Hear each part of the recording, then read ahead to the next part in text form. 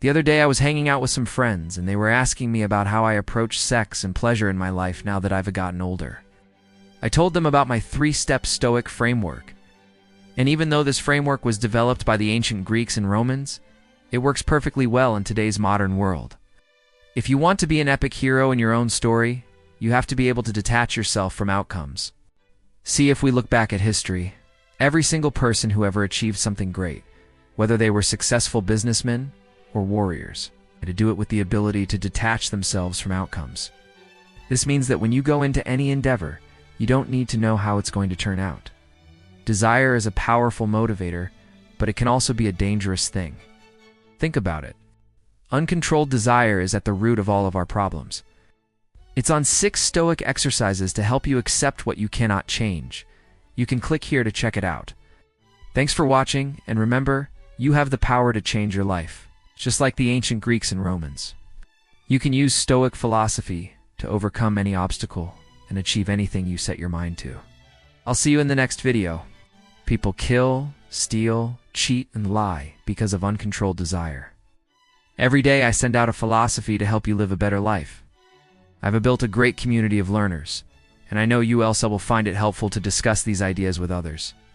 You can sign up totally for free at the website below, so if you want to be an epic hero in your own story, you have to learn to control your desires. As always, thanks for watching, and remember, you matter. Can't let them control you. Now, this is easier said than done, but it's possible. Here are a few tips to help you out. First, be aware of your desires. The first step to controlling your desires is to be aware of them. You can't control something if you don't know what it is you're dealing with. So take some time to explore your own desires and understand what it is that you want. Second, don't act on your desires right away. When you feel a desire come over you, don't act on it right away. Take some time to think about it and decide if it's really what you want. Third, focus on the present moment. One of the best ways to deal with desire is to focus on the present moment. When you're in the present moment, you're not thinking about the future or the past. You're not fantasizing about all the things that could go wrong or all the things that have gone wrong in the past. You're simply here now, and that's where you have the power to choose how you respond to your desires. By following these 3 steps, you can learn to control your desires and make sure that they don't control you. You just need to take action. Now, if you're still not sure how to apply this framework to your own life, don't worry. It takes time and practice to master. But the good news is that you don't have to go through this alone. There are plenty of resources available to help you on your journey. In fact, I'm currently working on a full course that teaches you how to apply Stoicism to every area of your life, including sex. The course is called Everyday Stoicism, and it'll teach you how to use Stoic philosophy to improve your relationships, become more resilient in the face of adversity, and make better decisions in life. The course is not yet ready, but if you're interested in learning more, please click the link below and get on the wait list. I'll keep you updated on when the course is ready to launch, and I'll even give you early access as a thank you for your patience. So again, if you're interested, please click the link below and get on the wait list. Now, this is easier said than done, but if you can master the art of detachment, you will see success in every area of your life. It'll help you make better decisions, avoid getting hurt, and bring more awareness to your next sexual encounter. So let's break it down. When it comes to sex, there are so many variables that are simply outside of our control. Take, for example, the person that we're sleeping with. We can't control their past.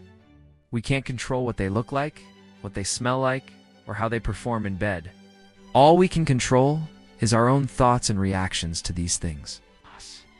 So if you want to be an epic hero in your own story, you have to learn to let go of the need to control everything. You have to trust in the process and believe that things will work out for the best, even if you don't know how. Now, the first step is attachment. But the truth is, most of us are pretty unskilled. When it comes to sex, think about it. How many times have you been so focused on your own pleasure that you have uneven stopped to ask your partner how they feel? Or how many times have you gotten so caught up in the moment that you didn't even bother to try to turn your partner on? The reality is that most of us are pretty self-centered when it comes to sex. But if we want to be epic heroes in our own stories, we have to learn to put our partner's needs before our own. We have to learn to communicate effectively and ask questions about what our partners want and how they feel. We also need to be willing to change and grow. Are you willing to work on your technique? Are you open to trying new things? Because if not, then you're not going to be able to improve, and that's going to lead to a whole host of problems down the road. You also need to be confident without being arrogant. Nobody likes a sow. So if you're constantly bragging about your conquests or talking about how great you are in bed, people are going to tune you out. The best way to deal with this is to focus on your own pleasure. That way you're not so worried about what other people think of you, and you're free to explore your own desires and needs. Epictetus, a former slave-turned-philosopher, once said that the chief task in life is to separate things into two buckets. The things that are under our control and the things that are not under our control. Now, the second step is ego. See, we all like to think of ourselves as being pretty good in bed. And that leads us to the third and final step, desire.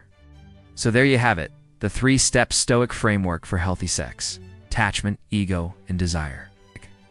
In the meantime, I've got another video that I think you'll enjoy. Alright, now if you're looking for a community of Stoics to talk about these ideas with, you should join my free newsletter. If you'd like to dive deeper into the philosophy, I recommend checking out this video on overcoming fear and anxiety.